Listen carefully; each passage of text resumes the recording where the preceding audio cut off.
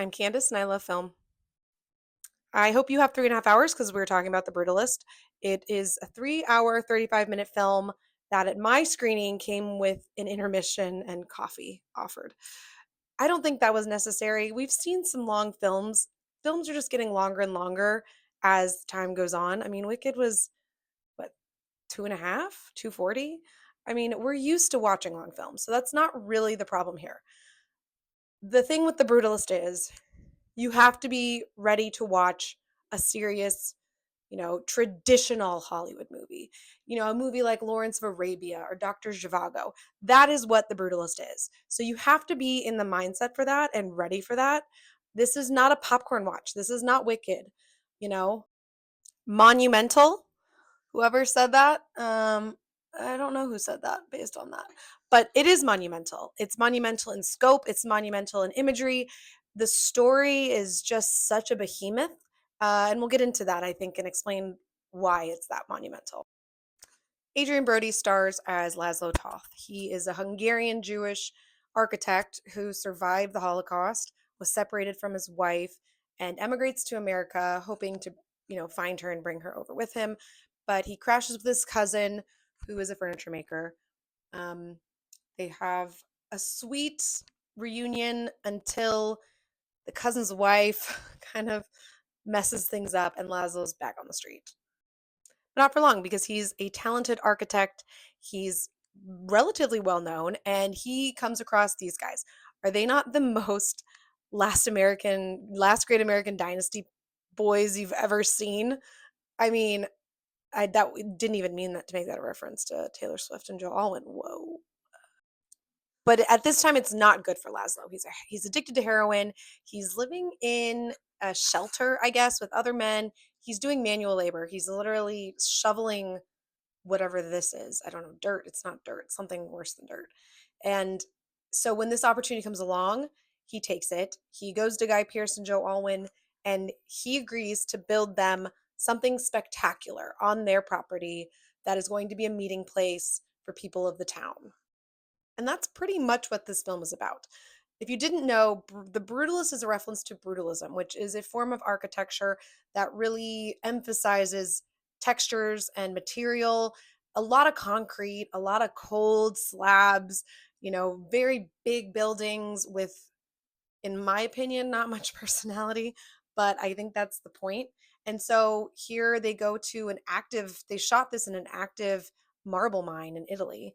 And that's kind of what we're here to see is just the outrageously large proportion that this film is. I mean, it's shot in these epic locations across Europe, and even though we're supposed to be in America, and I mean, the task at hand is just so incredible that it kind of keeps your attention for most of the film. Eventually, his wife and niece do join him. That's Felicity Jones as his wife, who is suddenly wheelchair bound post war with osteoporosis. She joins this really kind of messed up situation because power dynamics are at play. People are undermining others. Laszlo's kind of getting ahead about it. He's still addicted to stuff. There's a lot of moving parts here, and she sees through that, but she also is still very loyal to Laszlo, which we can all commend.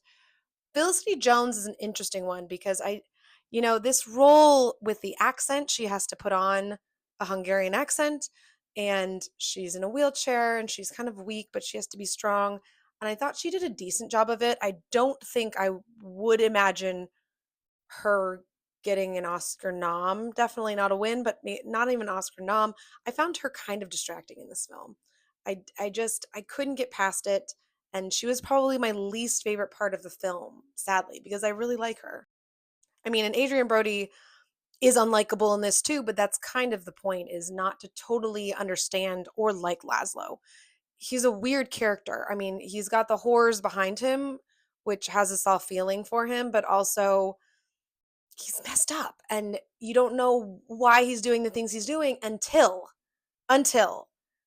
the end. And this almost felt like a Shyamalan ending to me. It was that dramatic where everything I had been feeling for the 3 hours and 33 minutes of the film switched on a dime when the big reveal happens. And that last 30 seconds to minute of the film brought everything into perspective. And I don't want to give away what that is. And maybe it won't be for dramatic for all of you, but for me, it just totally changed the way that I viewed this film.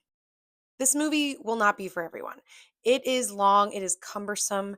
It really gets into the nitty-gritty details of how these buildings would get made.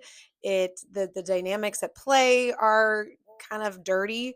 Um, but I think if you can stick with it, the imagery is beautiful. You should only be seeing this on the big screen. It was shot in 70 millimeter.